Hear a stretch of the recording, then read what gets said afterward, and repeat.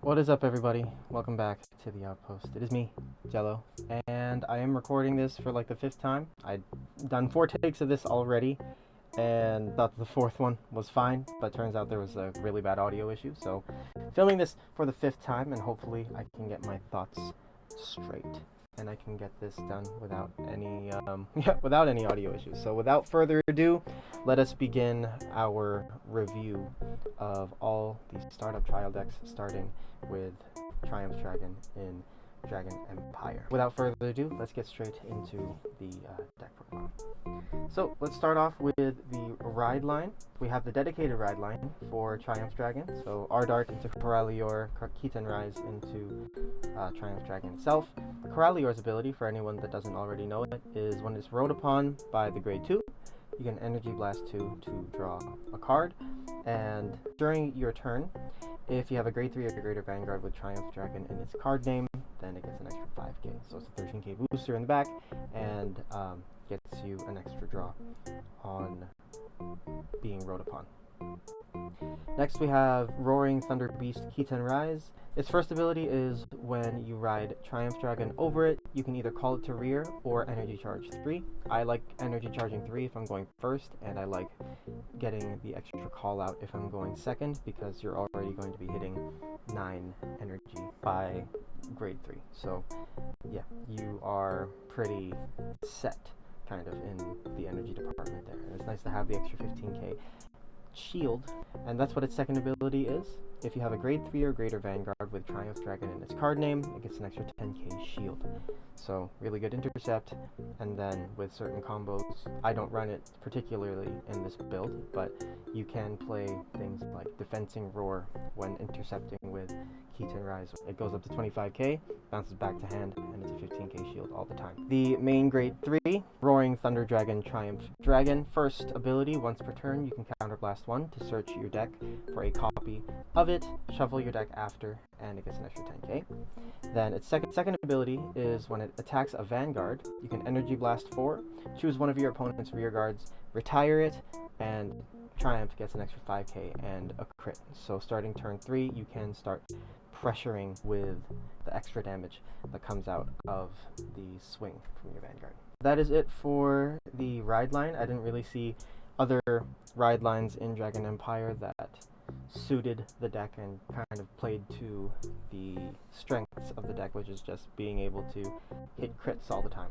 So being able to draw and then getting that extra defensive value or the extra energy charge for sustaining your extra crit. So it does really well in terms of setting you up, because it lets you dig just a little bit with the draw off a Corallior, and then it also gives you enough energy, especially if you're going first, to sustain your extra crit and power and retire throughout the game without having to worry about not being able to activate the Energy Blast 4 ability during the mid game going first. But yeah, that is it for the ride line. Next, we'll go into the main deck. So we'll go through the grades, and then I'll go through each card as we're going. So of course, without much explanation, we have the other 3 copies of our Persona Ride, and then our support grade 3s are 2 copies of Strafe Command Dragon and 2 copies of Penetrate Dragon Tribash. So I'll start with Strafe Command, and then we'll go into Tribash after. So Strafe Command's ability is when it is placed on rear from hand, if you have a grade 3 or greater Vanguard with Triumph Dragon in its card name, you can counterblast 1 to draw a card. Really nice, just very simple counterblast 1 to draw on place. Then second ability is when it attacks, you can Soul Blast the card and it gets an extra 5k, but if you Soul Blasted a Triumph Dragon, then it gets an extra crit as well. So starting turn 4 all the way to turn 7 or wherever you run out of your Persona copies, you will be able to swing for an extra crit with Strafe Command Dragon. So that's really nice. And then next we have Penetrate Dragon Tribash. This card is as old as the format, basically, and its ability is pretty simple. When your Vanguard attacks, if your opponent has 2 or less rear guards, then you can put this into your soul, and your Vanguard gets an extra crit until the end of that battle. And with a Vanguard that's already swinging for 2 crit naturally, play the Tribash down early, swing with it, then swing with your Vanguard, and be able to get that 3 crit pressure out and hopefully be able to fish out early PGs or early guard. So that is the reasoning for Tribash being in here. And the only reason I run 2 Strafe Command Dragons is because I don't think that you need to run a playset, just because if you're not playing into a retire matchup, your opponent is probably not going to attack it, and if they do, then they're just lightening the load off of your hand to guard your Vanguard. And again, there are other cards in the deck that can give crits to things, so Strafe Command is a really good way to be able to force crits out because it does use a Soul Blast instead of a Counter Blast, but you can only ever really have one on the field at a time, because if you want to get that extra crit, then you have to be Soul Blasting Triumph Dragons, and at best you'll always only ever have one in the soul. That is the grade 3 section of the deck. Okay, moving into the grade 2s, we run 4 copies of Inscribing Bullet of Duststorm Baxter. This first ability is during the battle that this unit is attacked by your opponent's unit not in the same column as this unit, he cannot be hit. So basically, if your opponent wants to retire it by way of attacking, your opponent has to attack Baxter with a rear guard in the same column as him. And if your opponent doesn't set up properly, then Baxter's just sort of chilling there unless he gets retired somehow. And then his second ability is the main ability that I run him for. When your opponent's rear guard in the same column is retired during your turn, choose one of your Vanguards, and that unit and this unit get an extra 5k until the end of turn. So he's plus 10k to the field every time something is retired, and with Triumph Dragon you will be popping one thing minimum every turn if your opponent leaves anything for you to retire. So you'll have a 15k body and a 23k swing with an extra crit guaranteed, as long as you're able to retire something that is in the same lane as Baxter. And Baxter is actually pretty flexible in terms of placement in the deck, because we are running the Festival Booster, Order Searcher, and Order. So this is Speed Bullet of Duststorm Bertrand. When this unit is placed on rear, Soul Blast 1, search your deck for up to 1 Dust-Killing Storm Field, put it into your order zone, and shuffle the deck. So it automatically just shoves the order into your order zone. So every turn, you are able to choose a unit at the beginning of your battle phase and give it boost. So if you have a Baxter in the back row, and you have this, then it automatically becomes a booster. And Bertrand's ability, second ability, is if this unit is chosen by the order, it gets an extra 5k during that turn, which is pretty nice. It really is only here just to search. I would play this in the front, get the order out right away, and then intercept with it the next turn, because yeah, he's really only there to get the order for you. Next, we run 2 copies of A Serious Fight. So for a Soul Blast, you can spot retire one of your opponent's rear guards, which is pretty nice. It is locked to the front row, so if your opponent doesn't leave anything there, then you're kind of out of luck. But in the matchups where people do leave stuff out on the front row, this is a really nice card to have, because again, you are able to pump the Baxter as well as your Vanguard by extension off of Baxter ability.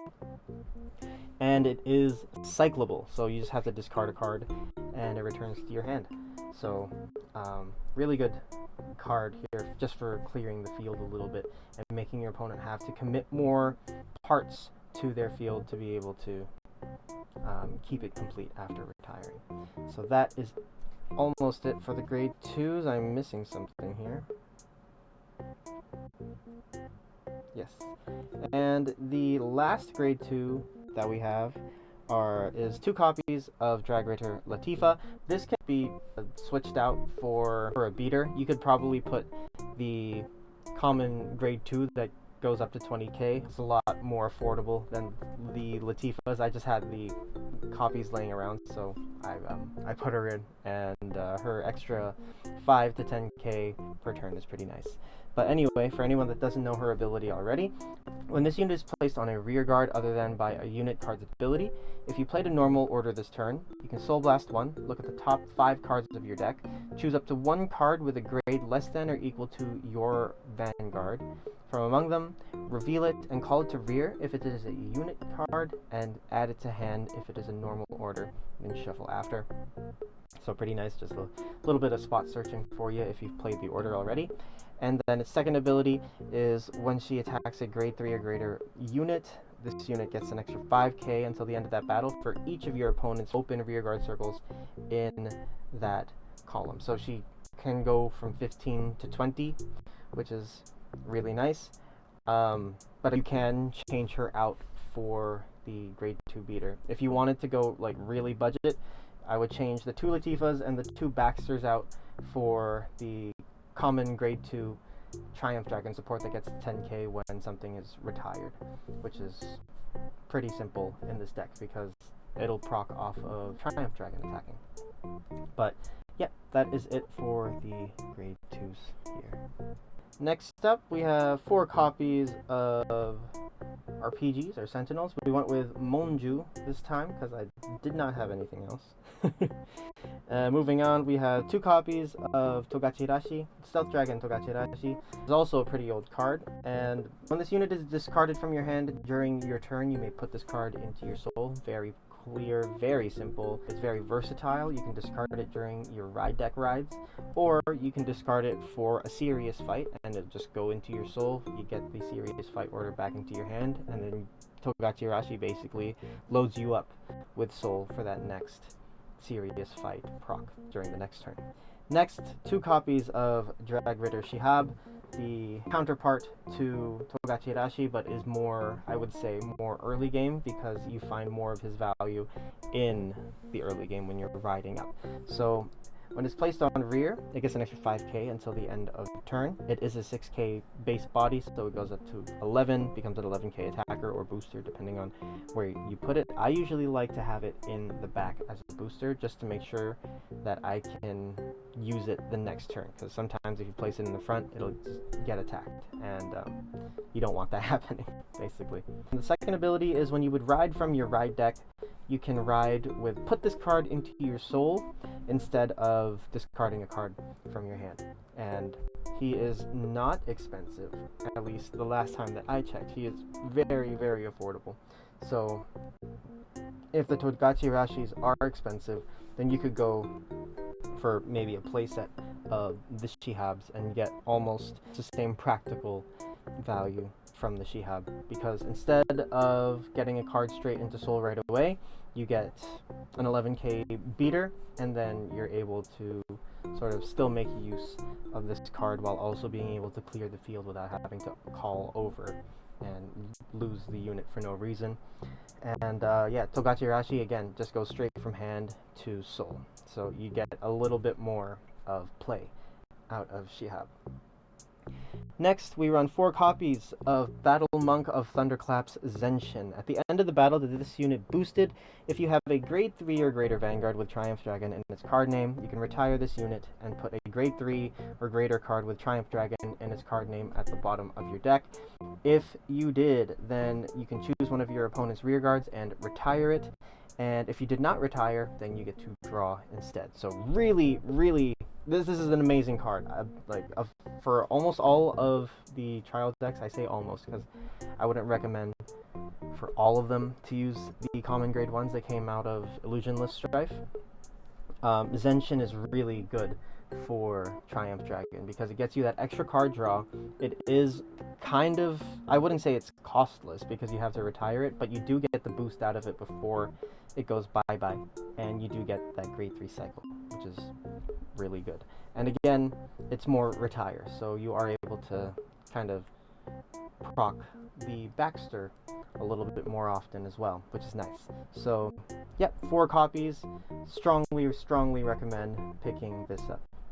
And last but not least, we run 3 copies of Dancing Princess of Elegant Flames Olfa. Card came in Beta Clash Set 1 for Divines, and its ability is once per turn, when it boosts a rear guard, if you Persona Road during the turn, you can counterblast 1. Choose one of your units, and basically what it does is it gives that unit that you chose 2 crit on its next swing, and then decreases that unit's crit down to 0, or subtracts 2 crit from that unit at the end of the battle that it attacked. So you get the extra crit, and then you just go down to nothing. And there isn't very much to complain about with that clause that you lose the crits because you aren't restanding anything yet in the deck. Once we get to start restanding things in this deck, I feel like we're moving away from what the deck wants to do. But so far, the deck has worked really, really well, at least in regard to its expectations against higher tiered decks. It has won me a couple of games, and I do enjoy playing the deck. Pressure is really nice, even though it's not typically the type of deck that I play. I like to rush, I like to have multiple attacks. This one straight up is just a 3 attack deck per turn, but it's, yeah, like I said, its pressure, its crits are just really, really good. Next, we're moving into the triggers, so let's get these out of the way. And I'll just go over the lineup very quickly. So we're running 8 crits because why not run more crits? Because it's nice to have your opponent scratch their head when they have to guard 3 lanes of 2 crits, and then you hit a double crit, and now 2 of your rear guard lanes are swinging for 3 crit each. Alright, so yes, it's 8 crit.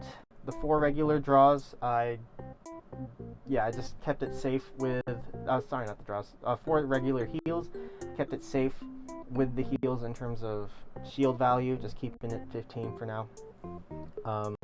And then 3 draws and the Daybreak OT, or the Bright Sky OT.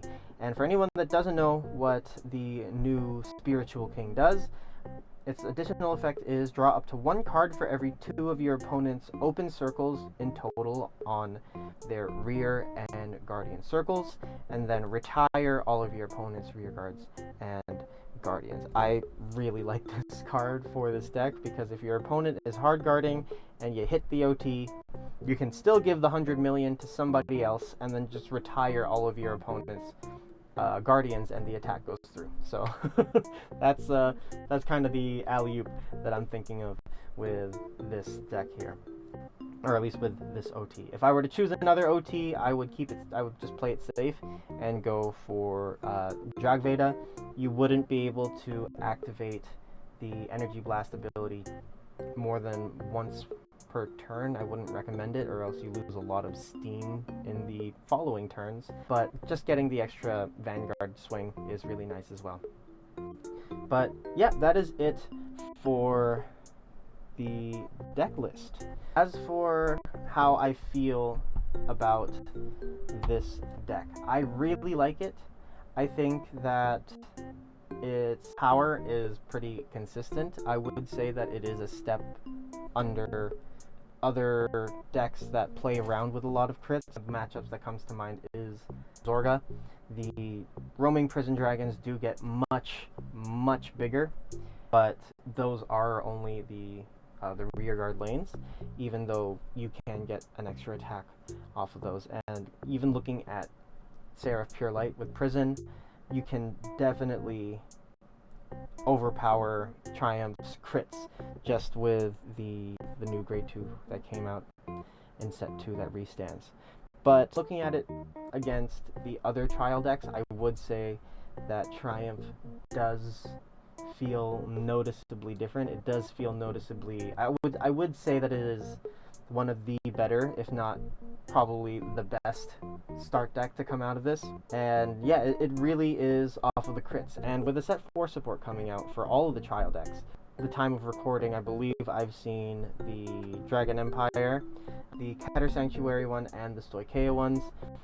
We are finally getting the product that we should have gotten on release. We're getting all of the support cards. So just imagine that you picked up the startup trial deck for $25 and you got all of the effect and support cards that we've gotten since the release. I feel like we're finally coming to a really good point with the startup trial decks, even though they still do feel a little underwhelming. With that being said, I think that as we're getting more support, like if you were to ask me like a month or 2 ago, I would have said that it probably isn't the best idea to pick up the quick startup trial decks unless you really understood what you were getting into, like just not having any abilities to work with whatsoever, and now having to sort of wait while being trickle fed all of these support cards that, again, I feel we should have gotten at the beginning.